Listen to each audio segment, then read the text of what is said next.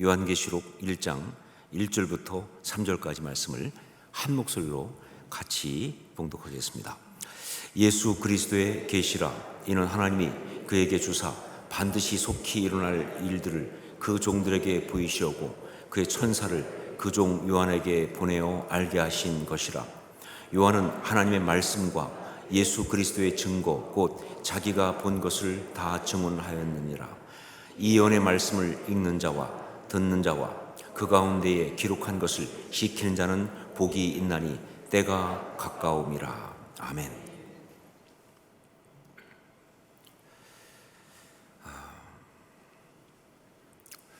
제가 신학교 다닐 때, 신대원 다닐 때 저하고 이렇게 아주 친한 전사님이 한 번은 저한테 와서 그러더라고요. 유 전사 놀라운 책이 있다고.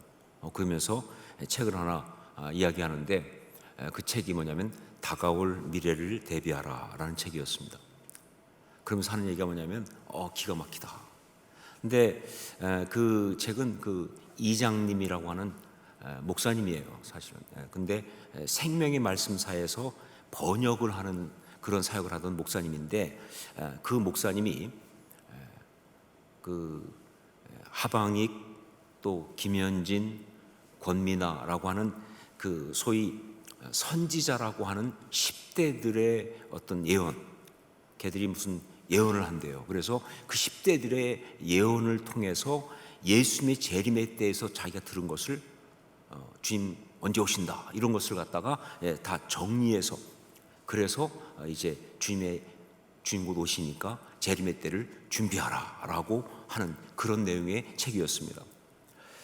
그러면서 그때 그 전사님이 아주 신기해하면서 말이죠, 진짜 놀라운 어떤 그런 책인 것처럼 이야기하고, 저도 솔직히 조금 솔깃했죠. 하지만 한편으로는 너무 신비주의적이고 그리고 또 현실적이지 않다 하는 생각 때문에 거부감도 갖고 있었습니다.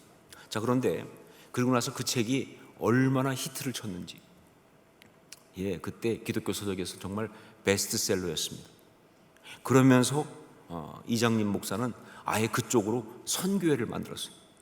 그래서 그 선교회인데 사실은 시한부 종말론 2단이죠. 시한부 종말론 2단 교주가 됐어요, 자기가. 근데 그때 만든 선교회가 다미 선교회라는 겁니다. 다미가 뭔지 아시겠죠, 그렇죠? 다가올 미래를 대비하라 해서 다미 이렇게 이름 붙여가지고 다미 선교회라는 2단을 만든 거예요. 그런데 참 재밌는 게 뭐냐면, 아이러니한 게 그 다미 선교회라고 하는 그 시한부 종말론 2단의 교주가 누구냐? 바로 이장님 목사예요. 그런데 정작 본인은 주님의 재림에 대해서 예언을 받은 일이 없어요. 보통 교주쯤 되면 자기가 직통 계시를 통해서 받아서 이렇게 얘기하고 그러는데, 이장님 목사는 자기가 받은 게 아니에요. 뭐냐? 바로 그 직통 계시를 받았다고 하는 소위 10대들 그 선지자들, 그들의 이야기를 받아가지고 그걸 가지고 이야기하면서 사람들을 끌어모으는 식으로 그렇게 이단 어떤 그런 교주 역할을 하는 거예요. 그러니까 제가 볼 때는 세계 역사상 유례가 없는 소위 관리형 교주였다. 보통 교주는 자기가 직통 받는데, 이건 다른 이 선지자들을 고용해가지고 관리하면서 교주가 된 관리형 교주였다 하는 것이죠. 그러다 보니까 나중에 어떤 일이 있었냐? 왜 유명한 음식점의 주방장이 결국 나가서 또 차리듯이 말이죠. 그 예언 선지자들, 얘들이 또 나가서 자기들 선교를 또 만들었습니다. 예를 들면 그 중에 하나가 이제 하방익이라고 하는 그 사람이 나가서 다베라 선교 이런 걸 만들었죠. 그래가지고는 나갔고, 그러면서 사실 그 안에서 일종의 원조 논쟁도 좀 있었습니다. 그런데 여하튼 간에 다미 선교회가 원조였던 것은 분명하다. 그들은 1992년 10월 28일 24시에 주님의 재림이 있을 것이고 그때 휴거가 일어날 것이라고 얘기해가지고 정말 많은 사람들이 거기 빠져가지고 그야말로 난리였습니다. 1992년 10월 28일이 된 이유는 뭐 여러 가지 있죠. 왜냐하면 사실 그때가 뭐냐면 세기 말 뿐 아니라 그 2000년도, 그러니까 밀레니엄 그 2000년도가 오는 그때 마지막인데, 그 2000년도에서 7년 대환란을 거꾸로 빼니까 그게 92년 말쯤 되는 거여서 날짜가 이렇게 나온 거 아닌가 싶은데, 여하튼간에 그런 그 사회적 분위기 때문에 그랬는지, 혹은 마귀가 얼마나 역사를 했는지 10만 명 이상의 성도들이 거기에 빠졌어요. 그래가지고 피해를 받았는데, 얼마나 그들이 정말 많은 피해를 받았는지 하나 보여주는 게 뭐냐면, 그때 그들이 말이죠, 거기에 빠지면서 그러면서 막 자기들, 이제 어떤 사람은 그냥 자기가 더 이상 돈이 필요 없다, 그러니까 막 헌금한 거. 그래가지고 그때 헌금한 것만 당시 30년 전이죠, 당시에 한 34억이었다고 하니까 얼마나 많은 사람들이 그 속아가지고 헌금을 하고 그랬겠습니까? 뭐 그중에 어떤 사람은 직장 포기하고 거기 가서 있는 사람, 어떤 사람은 그날까지 살 것만 딱 생활비 남기고 나머지 다 몽땅 헌금한 사람도 있고요. 네.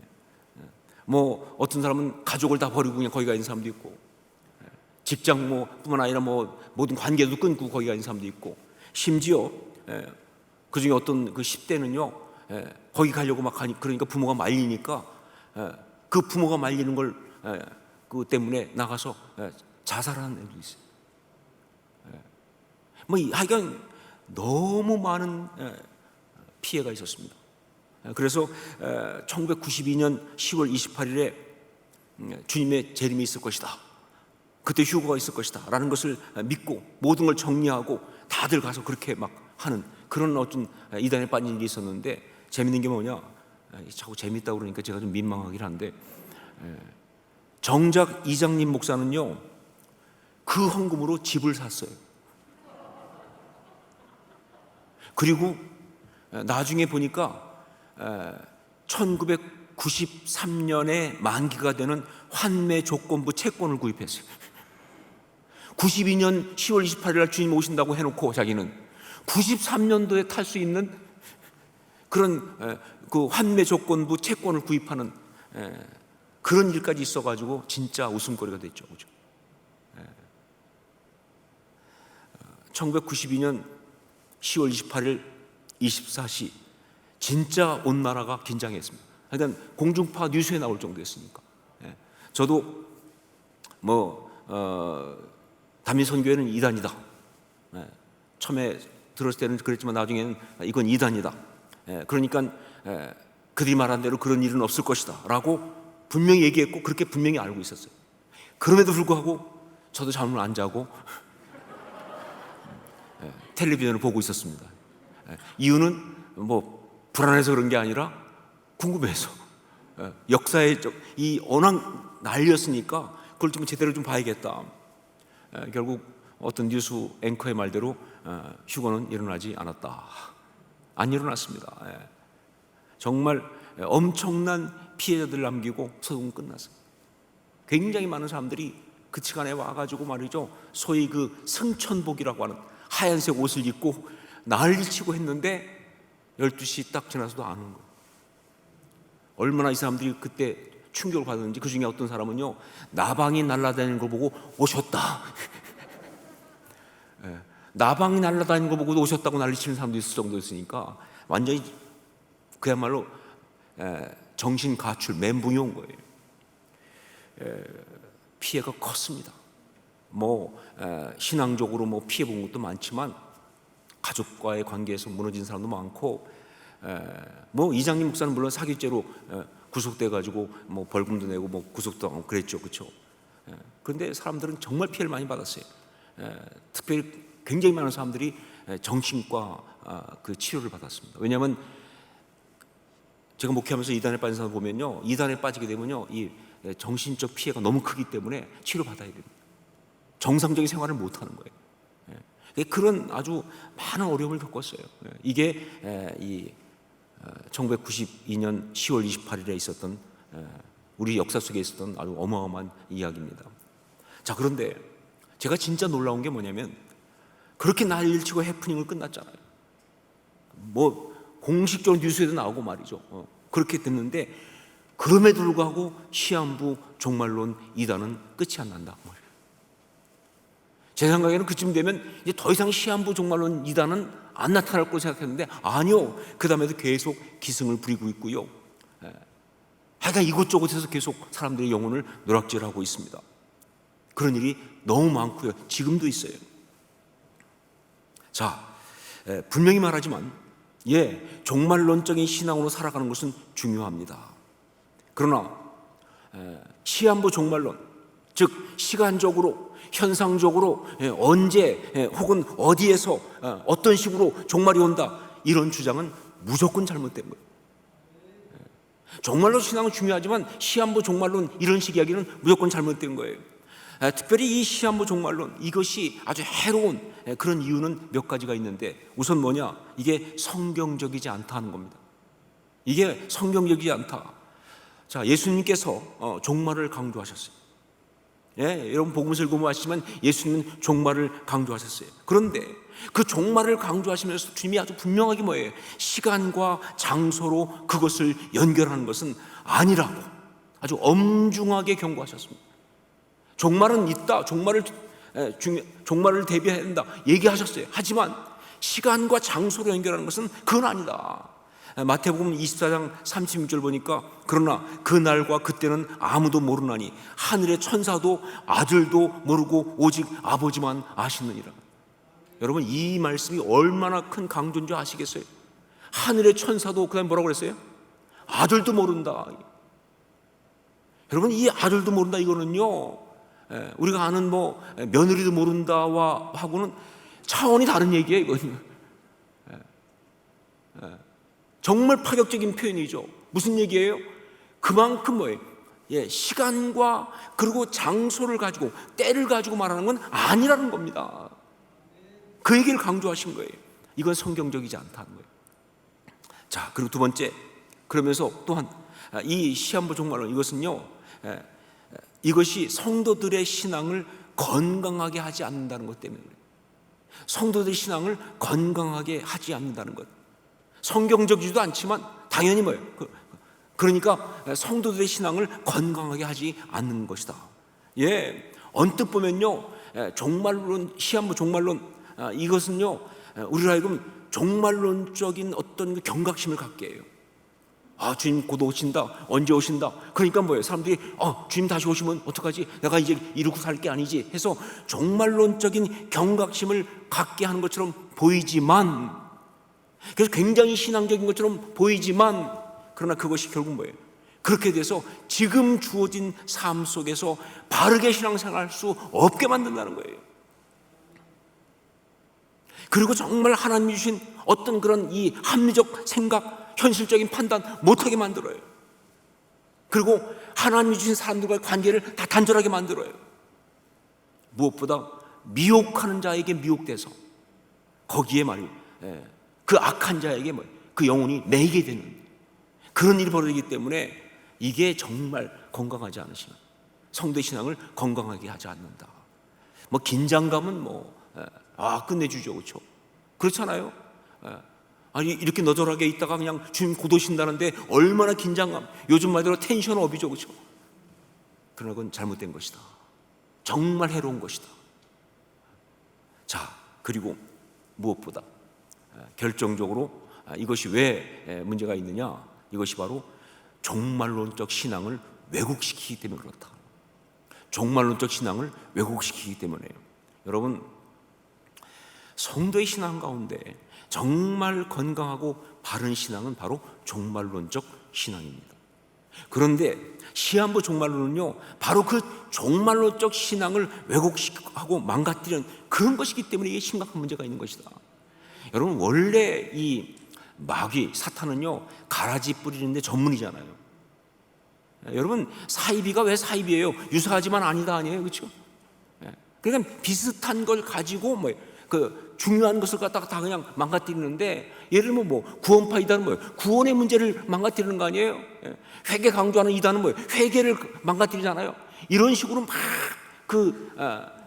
망가뜨리는 전문인데, 이거는 뭐냐? 종말론적 신앙이라는 이 중요한 신앙을 갖다가 왜곡시키니까 이게 정말 심각한 피해를 주고 있는 것이다 하는 것이죠. 해로운 것이다. 자, 여러분, 우리의 신앙은요, 종말론적 신앙이어야 합니다. 예, 우리 신앙이 건강하고 바르다고 한다면요, 이건 당연히 종말론적이어야 한다 그 말이에요. 여러분, 성경 읽어보세요. 예수님 말씀 읽어보세요. 예수님은 언제나 종말론적인 신앙을 그 기저에 깔고 말씀하세요. 예, 정말 그 종말론적인 얘기를 얼마나 많이 하시는데, 예, 그러니까 성경적 신앙이, 그게 종말론적 신앙이 성경적 신앙이고요. 그리고 종말론적 신앙이 있어야 이 세상 가운데서 우리가 능력 있게 승리하며 살 수가 있는 거예요. 그래서 종말론적 신앙이어야 한다는 것이죠.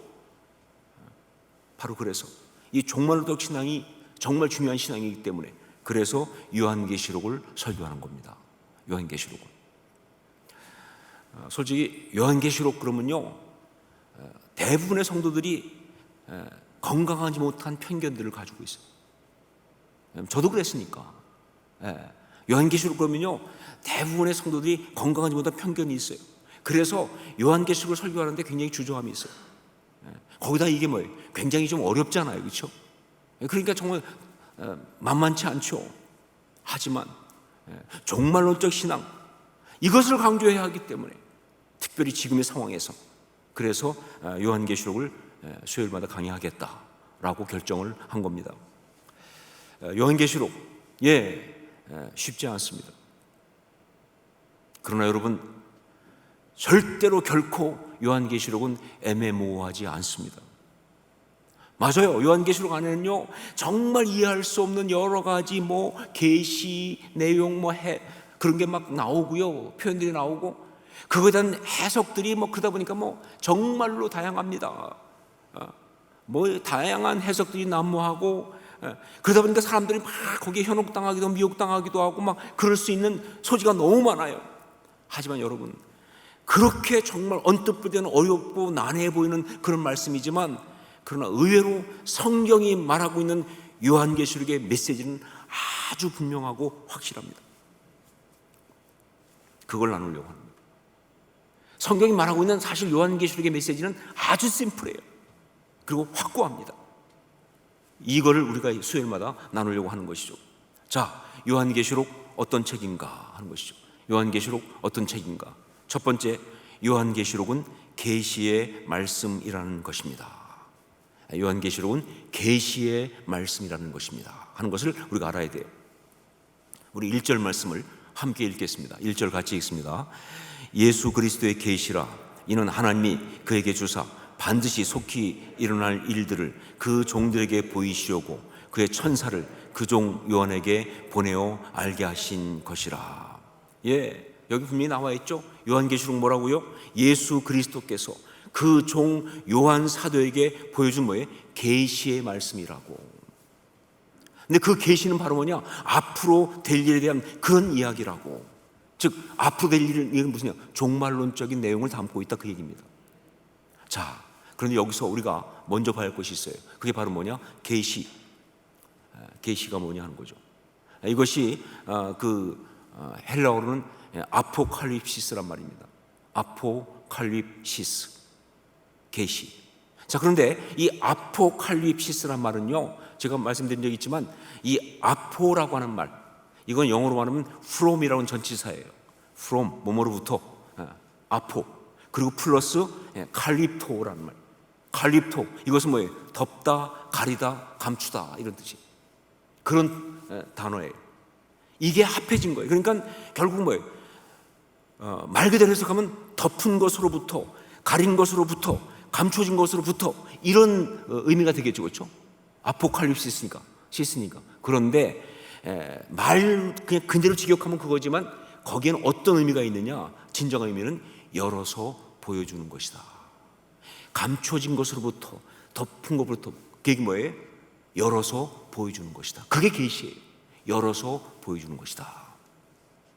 자, 그런데 여러분, 여기서 우리가 또 하나 생각할 것이 있어요. 자, 이것이 열어서 보여주는 것이라고 한다면, 그럼 누가 열어서 보여주느냐? 이게 중요합니다. 열어서 보여준다. 누가 열어서 보여주냐 하는 것이죠, 그렇죠? 자, 우리가 열고 보는 겁니까?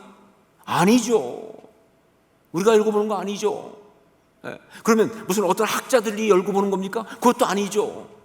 이 여기서 열어서 보여준다. 이것은 그러면 누가 열어서 보여주는가? 예수 그리스도께서. 계시를 주님이 주시니까 예수 그리스도께서 열어서 보여주시는 거예요. 여러분, 그렇기 때문에 여러분, 계시를 받는 사람은요, 계시의 말씀을 다룰 때는요, 바로 이게 정말 중요합니다. 주님께서 열어서 보여주는 것만 봐야 돼요. 그러지 않고 말이죠, 내가 전체를 다 파악하겠다? 그건 잘못된 거예요. 아니, 주님은 요것만 보여주시는데 내가 그 뒤에 있는 뭐까지 다 보겠다? 그건 교만이죠. 그건 잘못된 것이죠. 그렇죠? 그리고 자기 생각이지, 그건요. 이해가 안 될 수 있어요. 그러면 안 되는 건 놔두세요. 그냥 보여준 것만 보세요. 이게 바로 계시입니다. 그러니까 여러분, 계시를 다룰 때는요, 객관적 사실이나 어떤 그런 그런 거를 갖다가 자꾸 집중하면 안 돼요. 왜? 이 계시는요, 객관적 사실이나 어떤 진실이나 이거를 말하려고 하는 것이 아니라 우리 주님께서 나한테 해주고 싶은 말씀이 있는 거거든요. 그걸 이 주님의 주관적인 어떤 말씀, 메시지, 그 계시를 보는 게 훨씬 더 중요합니다. 여러분, 우리가 앞으로 이제 요한계시록 이 말씀을 나누면서 우리는요, 이성 사용할 거예요. 그리고 합리적 사고나 객관적 논리나 사고력 등을 다 사용할 거예요. 이게 계시라고 그래가지고 말이죠, 그런 거 하나도 사용하지 않고 그냥 딱 있다가 눈 감고 있다가 알았다, 이렇게 하지 않는다, 그 말이에요. 왜? 이성적인 어떤 사고나 합리적 사고나 다 누가 주신 거예요? 하나님 주신 거니까. 그러나 중요한 건 뭐예요? 어떤 그런 그 위치가 있어요. 그런 어떤 합리적 사고, 그런 어떤 내 생각, 내 어떤 논리, 어떤 판단, 이것도요, 언제나 주님께서 우리에게 주시는 예수 그리스도, 우리 주님이 주시는 주관적인 계시, 그 역사 앞에는 항상 무릎을 꿇어야 되는 거예요. 이런 생각이 없으면 우리는 절대 요한계시를 볼 수가 없어요. 그래서 성령께서 정말 우리 가운데 보여주시는 것, 그것을 갖다가 인정하면서 그러면서 우리가 들어가야지, 내가 내 생각으로 이걸 알겠다고 들어가면 계시록은 볼 수가 없다고 말입니다. 계시니까. 그리고 또한 이 계시를 볼 때 중요한 게 뭐냐, 이게 주님께서 열어서 보여주는 거예요. 누구한테? 우리한테. 그렇기 때문에 주님께서 열어서 보여줄 때 그 열어서 보여주는 그 내용만 볼 것이 아니고 더 먼저 우리가 봐야 될 게 뭐냐, 그렇게 열어서 보여주시는 우리 주님의 마음을 봐야 돼요. 제가 성도 중에 한 분만 불러가지고 내가 집사님한테는 내가 이야기 꼭 해줍니다 하고 어떤 얘기 해줬다고 합시다. 중요한 이야기를. 그러면요, 그건 그 중요한 얘기 해준 것만이 답니까? 아니죠. 왜 그 많은 사람 중에서 그분한테만 얘기했겠어요, 제가요? 그분을 제가 사랑하니까, 그분을 귀하게 여기니까, 그분한테 정말 도움을 주고 싶으니까. 이게 중요한 거예요. 자, 예를 들어 볼까요? 1절에 반드시 속히 일어날 일들을 그 종들에게 보이시려고 라는 말씀이 있는데, 이걸 어떻게 해석할 것이냐? 반드시 속히 일어날 일들을 그 종들에게 보이시려고. 그러니까 이걸 갖다 볼 때 우리는요, 절대로 그러니까 앞으로 일어날 일들이 무엇인가 이것만 생각하고 있으면 안 되는 거예요. 반드시 속히 일어날 일들을 그 종들에게 보이시려고. 그러니까 앞으로 속히 일어날 일이 뭐지? 그걸 우리가 알자. 그래서 그냥 언제 뭐가 일어나고 언제 뭐가 일어나고 언제 어떤 일이 일어나고. 아니요, 그것보다 더 중요한 게 뭐냐, 바로 그 일을 그 종들에게 말씀해 주시는 이제 속히 일어날 일들을 그 종들에게 말씀해 주시는 우리 주님의 그 마음의 메시지가 더 중요한 거예요. 왜 주님께서 그 종들에게 앞으로 속히 일어날 일들을 얘기해 주시겠냐, 그 말이에요. 그렇게 얘기해 주시겠다고 하는 그 주의 마음은 어떤 거냐? 바로 뭐냐면, 내 사랑하는 자들아, 앞으로 이 일이 일어날 것이니까, 그러니까 절대로 너 실망하지 말고 낙심하지 말고 포기하지 말고 지치지 말고 힘있게 이 모든 가운데서 이겨야 한다. 그 얘기 하시는 거예요. 앞으로 일어날 일이 중요한 게 아니에요. 주의 그 마음이 중요한 거예요. 그 메시지가 중요한 거예요. 이게 요한계시록이에요. 안 그러고 자꾸 앞으로 일어날 일이 뭐라 그랬나 그것만 따지고 있으면요, 잘못 가는 거죠. 그 계시를 우리에게 말씀해 주시는, 앞으로 일어날 일을 말씀해 주시는, 당신의 사람들에게 말씀해 주시는 그 주님의 마음, 이게 중요한 거예요. 여러분, 계시는요 목적이 없이는 주어지지 않습니다. 그리고 계시는요 특별한 관계가 아니면 주어지지 않습니다. 이 두 가지 중요해요. 계시는 그냥 막 던지는 게 아니에요. 분명한 목적이 있어요. 그리고 특별한 관계가 아니면 주어지지 않아요. 그렇기 때문에 우리 주님께서 우리에게 계시를 주셨다고 한다면 그거는 무조건 사랑입니다. 정말 누구도 막을 수 없는 사랑하심이에요. 사랑의 마음으로 주시는 강력한 메시지예요. 힘내라고 격려하시면서 이걸 우리가 봐야 돼요. 이걸 계시를 통해서 볼 수가 있어요. 이게 중요한 겁니다. 요한계시록 바로 그런 말씀이다 하는 거죠. 제가 요한계시록을 신학교에서 한번 공부한 적이 있는데 정말 좋았거든요. 근데 그 공부하면서 제가 제일 많이 감격한 건 뭐냐면 요한계시록 안에 넘쳐나는 우리 하나님의, 우리 주님의 그 격려 때문에 정말 감격했어요. 제대로 보니까 이건 정말 격려예요. 이 시대를 살아가고 있는 이 거대한 세상 속에서 정말 하나 진짜 무력해 보이는 나, 그런 믿음을 가지고 살아가는 나를 향해 주시는 우리 주님의 말할 수 없는 격려예요. 이게 요한계시록이에요. 이게 중요합니다. 두 번째, 요한계시록은 어떤 책이냐? 요한계시록은 증거의 말씀이라는 것이다.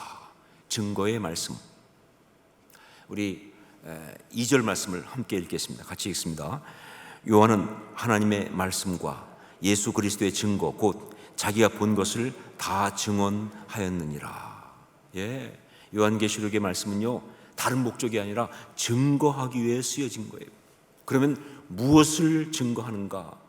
다른 게 아니라 예수 그리스도의 증거입니다. 예수 그리스도의 증거. 예수 그리스도의 증거라는 게 무슨 얘기냐? 여기 증거란 말 말띠리아라는 말이죠. 말띠리아.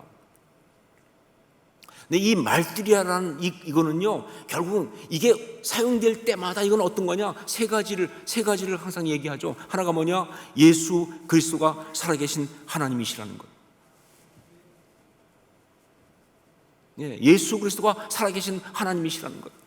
그 다음에 두 번째, 예수 그리스도를 통하여서만 구원을 받는다는 것. 그리고 예수 그리스도가 진리이시고 그 안에서 참된 승리를 얻는다는 것. 이 세 가지를 말하고 있습니다. 그게 말띠리아예요. 그걸 증거했어요. 사도들이 다 순교자가 되면서까지 증거한 게 뭐냐? 이 세 가지예요. 예수 그리스도가 하나님이십니다. 하나님의 아들이십니다. 그리고 예수 그리스도 통해서만 우리는 구원을 받을 수 있습니다. 그리고 예수 그리스도가 진리이시기 때문에 그 안에서 우리가 승리를 거둡니다. 이 사실을 증거한 거예요. 결국 이게 뭐예요? 이 세 가지가 우리 신앙의 토대죠. 우리 신앙의 본질이죠. 바로 그 증거의 말씀이 요한계시록이에요. 무슨 신비로운 앞으로 될 일을 언제 있을지 모르는 어떤 종말의 현상, 아니요. 그 얘기 아니에요. 우리의 복음의 가장 중요한 기초예요. 그 얘기를 증거하는 그런 말씀이에요. 혹시 여러분 가운데 유 목사님 요한계시록 강의한다고 그러니까 뭔가 또 좀 못 들어본 신비로운 걸 해주실래나? 그러고 오신 사람 있으면 빨리 돌아가세요. 지금 없어요. 그런 거예요. 그냥 복음 자체예요. 복음 자체. 그냥 십자가 자체입니다. 그 얘기하고 있는 거예요. 요한계시록은 바로 예수 그리스도의 증거, 즉 이 세상 속에서 흔들리는 성도들에게 흔들리지 않도록 주어진 그 증거예요. 특히 환난과 어려움이 있을 때 그 가운데서, 여러분, 우리 가운데 정말 환난이 있을 때, 정말 세상이 어마어마하게 커 보이고 난 너무 작아 보이고 어려울 때 어떻게 이깁니까? 거기 우리가 뭘로 이기겠어요? 무슨 굉장한 어떤 하늘의 신비로운 어떤 그런 능력받아 이깁니까? 아니요. 바로 그냥 십자가 복음 갖고 이기는 거잖아요. 그렇죠? 그 얘기가 요한계시록이에요. 그 얘기해 주신 거예요. 예수 그리스도의 증거. 자, 이런 질문 한번 던져봅니다. 요한계시록을 읽고 묵상하면서 어떤 반응이 우리한테 있어야 하는가? 첫 번째는 잘 모르겠다, 어렵다, 헷갈린다. 여기 해당되는 사람이 있죠? 그렇죠? 이런 경우는 뭐예요? 말씀을 제대로 받지 못한 겁니다. 아예 말씀을 제대로 못 받은 거예요. 혹은 두렵다, 무섭다, 불안하다. 이거는요, 말씀을 받긴 받았어요. 그런데 잘못 받은 겁니다. 여러분, 절대 요한계시록 우리 겁주려고 하시는 거 아니에요. 잘못 받은 겁니다. 혹은 세 번째는 정신이 번쩍 난다, 깨어 있어야 하겠다는 생각이 든다. 어때요? 요거는요, 말씀을 제대로 받은 건 맞습니다. 그러나 말씀의 본래 의도 끝까지 간 건 아니에요. 말씀을 제대로 받은 건 맞는데 말씀의 그 본래 의도까지 다다른 게 아니에요. 중간쯤까지밖에 못 간 거예요. 그럼 뭐냐? 네 번째, 감동스럽다, 위로가 된다, 힘이 난다, 행복하다. 이게 맞습니다. 이게 요한계시록을 제대로 본 사람들의 고백이에요. 우리 주님의 그 은혜 때문에, 우리 주님의 그 사랑 때문에, 우리가 주님 앞에 받은 그 복음 진리 때문에, 우리의 신앙 때문에 여전히 우리 주님이 나를 사랑하시고 나와 함께 하시는 그 역사 때문에 말이죠, 힘이 난다, 행복하다, 위로가 됩니다.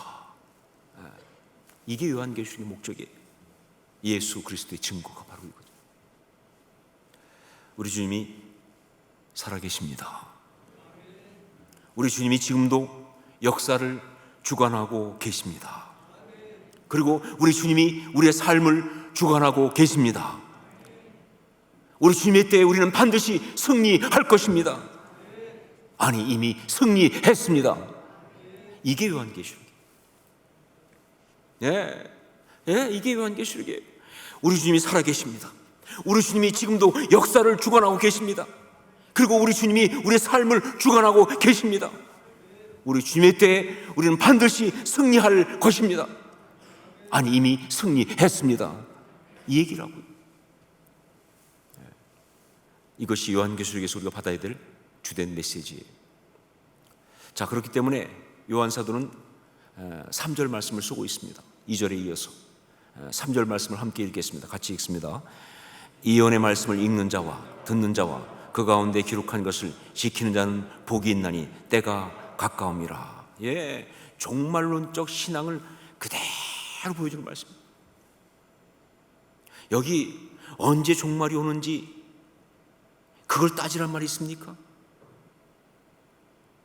여러분, 언제 종말이 오는지 그걸 미리 알고, 그래서 그걸 대비하고 나름대로 그걸, 그 어떤 비밀을 갖다가 자기만 아는 것을 또 뭐 남들 앞에 자랑하고, 그게 특별한 성도가 아니죠. 여기 말씀 보면 그런 얘기 안 나오죠. 그냥 뭐예요? 주님 다시 오실 때까지 이 연의 말씀을 읽는 자와 듣는 자와 그 가운데 기록한 것을 지키는 자, 주님 다시 오실 때까지 주신 말씀 그대로 뭐예요? 읽고 듣고 그 말씀대로 살고, 그러다가 주님 만나는 사람, 그 사람이 복이 있다, 그 말이에요. 이게 종말론적 신앙이에요. 종말론적 신앙에 대해서 이것보다 더 정확하게 말하는 얘기가 없어요. 자, 요한계시록은 어떤 책이냐? 한 가지만 더 얘기하겠습니다. 요한계시록은 편지다 하는 겁니다. 편지다. 우리 4절 말씀 같이 읽겠습니다. 4절 같이 읽습니다. 요한은 아시아에 있는 7 교회에 편지하노니 이제도 계시고 전에도 계셨고 장차 오실 이와 그의 보좌 앞에 있는 7명과. 여러분, 요한계시록을 우리가 제대로 묵상하기 위해서 또 하나 알아야 될 것이 뭐냐? 요한계시록은 편지라는 거예요. 교회 머리이신 예수 그리스도의 계시를 받아서 주의 종인 요한 사도가 그것을 직접적으로 소아시아에 있는 7 교회에게, 그리고 궁극적으로는 이 땅에 있는 모든 교회 모든 성도들에게 쓴 편지예요. 여러분, 편지는요 항상 뭐예요? 보내는 자와 수신자가 있습니다. 그만큼 또한 편지는요 언제나 그 편지를 보내는 이유가 있어요. 목적이 있어요. 그냥 써봤어, 이런 편지는 진짜 편지가 아니에요.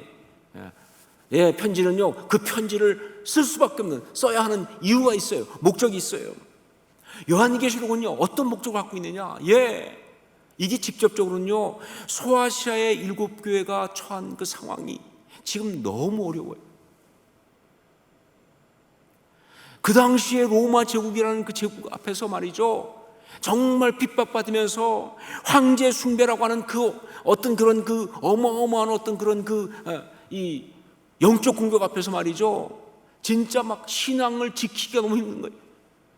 때때로는 뭐 폭력적으로 핍박하기도 하고 때때로는 미혹하기도 하고, 그러면서 거기 나오지만 정말 이 발람과 이세벨 같은 그런 식의 세속주의적인 걸 가져와서 속이는 그런 것들이 많은 아주 그런 상황 속에 있는 그런 그 교회들한테 힘내라고, 어떻게 이길 수 있느냐, 그 방법을 이야기해 준 게 이 편지예요.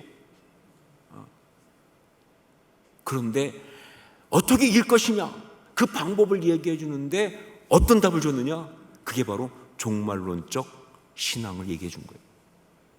그래서 여기에 미래에 대한 종말에 대한 표현이 많이 나오지만 결국 그 말을 하고 있는 이유가 뭐냐? 그런 상황에서 이길 수 있는 것은 종말론적 신앙이다, 그 얘기를 하고 있는 거예요. 그게 요한계시록이에요. 여러분, 바로 그래서 정말 이 말씀은요 지금 우리한테 주신 아주 직접적인 말씀이에요. 왜냐면요 소아시아 7 교회가 직면했던 그 상황과 지금 현재 2022년도 이 호산나 교회 이 성도들이 처한 상황이 똑같거든요. 아니, 우리가 더 심각할 수 있어요. 두 가지 면에서 그렇습니다. 하나가 뭐냐? 그때 소아시아 7 교회는요 로마 제국이라고 하는 어마어마한 헬라 문화라고 하는 어마어마한 세속 세력 앞에 있었어요. 그게 너무 크니까 말이죠. 그러니까 진짜 그 앞에 신앙인들은 너무 왜소해지는 거예요. 그런데 여러분, 그거에 비하면 우리는요 사실 훨씬 더 힘들죠. 그때 로마 제국에 비하해서 지금 이 세상의 문화가, 이 세상의 세속 세력이 그때 로마 제국에 비할 정도가 아니고 어마어마하죠. 지금은요 단위가 달라요. 아니, 그때는 그냥 이렇게 로마 제국이 아무리 커도요 그냥 그 가운데서 그래도 그 세속 문화 속에서 자기를 지키려면 이렇게 돌아서기만 하면 되는데 지금 우리는 못 돌아서요. 왜? 우리 핸드폰으로 오니까 이게. 여러분, 메시지 전달력이 게임이 안 돼, 그때하고 지금하고. 여러분, 감당할 수 없는 아주 자극적이고 강력하게 오는 세속 문화가 있는데 그게 진짜 무섭잖아요. 그게 지금 우리가 처하고 있는 상황이에요. 여러분, 뿐만 아니라 그 당시 소아시아는요 그 황제 숭배라고 하는, 사실은 뭐예요? 정치적인 어떤 목적을 가지고 만든 종교적 세력이에요.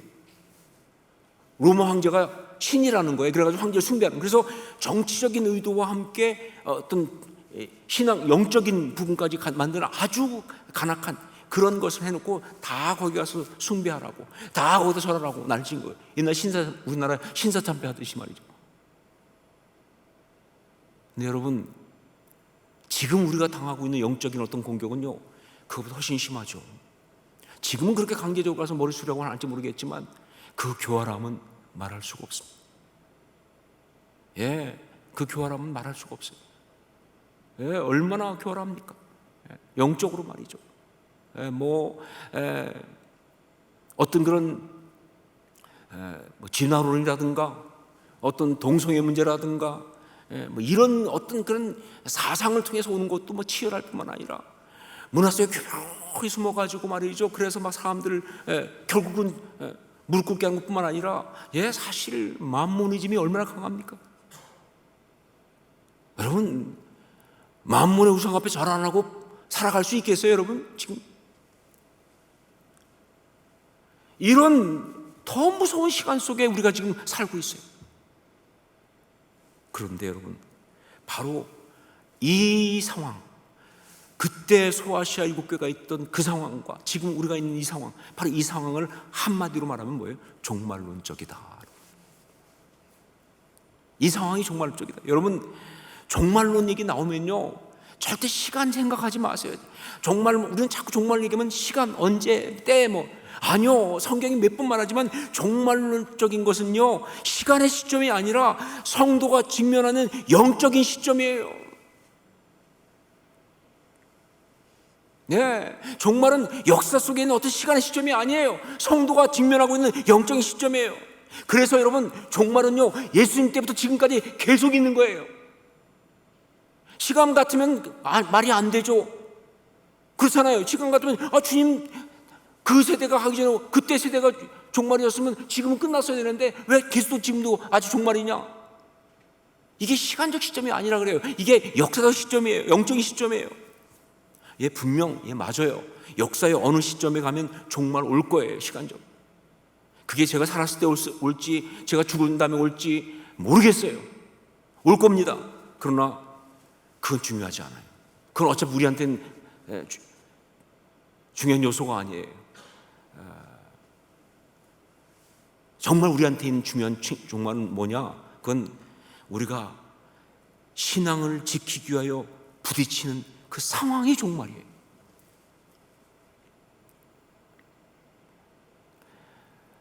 여러분, 신앙을 지키기 위한 믿음의 결단은요, 무조건 다 십자가에 죽는 것까지가 결론입니다. 적당히는 아니에요.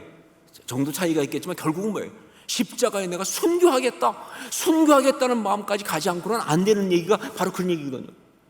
그게 종말이에요. 그게 종말. 여러분, 우리 종종 죽겠다는 소리 많이 하죠, 그렇죠? 제 아내는 하루에도 몇십 번씩 죽습니다. 더워 죽겠다, 추워 죽겠다, 힘들어 죽겠다 근데 안 죽으세요, 잘. 근데 여러분, 사실은 영적으로가 진짜 죽을 것 같은 상황인 것이 맞아요. 우리가 정말 순교할 각오 없이는요, 우리 앞에 있는 영적인 어려움을 이길 수 없습니다. 작은 것도 못 이겨요. 그게 종말이에요. 그게 종말론적인 거예요. 그래서 우리 신앙은 종말론적일 수밖에 없다 하는 것입니다. 그래서 우리 신앙은 종말론적일 수밖에 없다. 자, 요한계시록 쉽지 않은 그런 말씀이에요. 그러나 너무나 중요한 말씀입니다. 왜냐하면 말씀드린 것처럼 지금 우리가 살고 있는 이 시대가 다른 어떤 시대보다 더 심각하게 종말론적인 상황이니까. 단지 코로나가 있어서 그래서만이 아니에요. 이 상황이 그래요.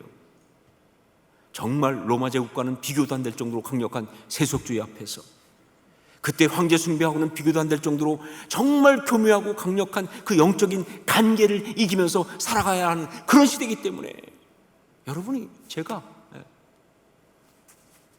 그래서 정말 종말론적 신앙이 우리한테 너무 중요합니다. 그래서 요한계시록을 나누는 거예요. 요한계시록을 나누면서 정말 건강하고 힘있고 아름다운 종말론적 신앙으로 우뚝 설 수 있기를 주의 이름으로 축원합니다. 이제 시작하면서 이번 요한계시록의 전체 주제를 제가 이렇게 잡았는데 그걸 한번 같이 함께 한 목소리로 외쳤으면 좋겠습니다. 성도여 종말론적 신앙으로 삽시다. 이것을 함께 결단하면서 외치겠습니다. 시작. 성도여 종말론적 신앙으로 삽시다. 아멘.